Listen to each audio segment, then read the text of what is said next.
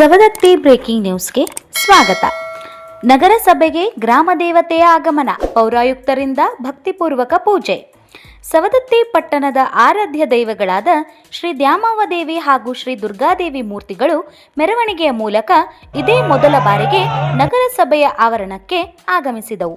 ಈ ಅಪರೂಪದ ಕ್ಷಣಕ್ಕೆ ನಗರಸಭೆಯ ಆವರಣದಲ್ಲಿರುವ ಶ್ರೀ ಗಣಪತಿ ದೇವಸ್ಥಾನ ಸಾಕ್ಷಿಯಾಯಿತು.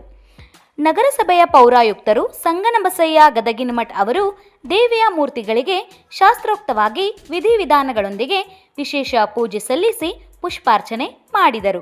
ಬಳಿಕ ಮಾತನಾಡಿದ ಅವರು, ಪುರಾತನ ಸಂಪ್ರದಾಯದಂತೆ ದೇವಿಯ ದರ್ಶನಕ್ಕಾಗಿ ನಗರಸಭೆ ಆವರಣದಲ್ಲಿ ಸಕಲ ಸಿದ್ಧತೆಗಳನ್ನು ಮಾಡಿಕೊಳ್ಳಲಾಗಿತ್ತು. ದೇವಿಯರಿಗೆ ಉಡಿ ತುಂಬುವ ಕಾರ್ಯಕ್ರಮ ಹಾಗೂ ಮಹಾಮಂಗಳಾರತಿ ಅತ್ಯಂತ ಭಕ್ತಿಭಾವದಿಂದ ನೆರವೇರಿತು. ಗ್ರಾಮ ದೇವತೆಯ ಆಶೀರ್ವಾದ ಸವದತ್ತಿ ನಗರದ ಜನತೆಯ ಮೇಲಿರಲಿ. ನಗರದ ಅಭಿವೃದ್ಧಿ ಕಾರ್ಯಗಳು ಯಾವುದೇ ವಿಘ್ನವಿಲ್ಲದೆ ಸುಸೂತ್ರವಾಗಿ ಸಾಗಲಿ ಎಂದು ಪ್ರಾರ್ಥಿಸಲಾಗಿದೆ ಎಂದರು.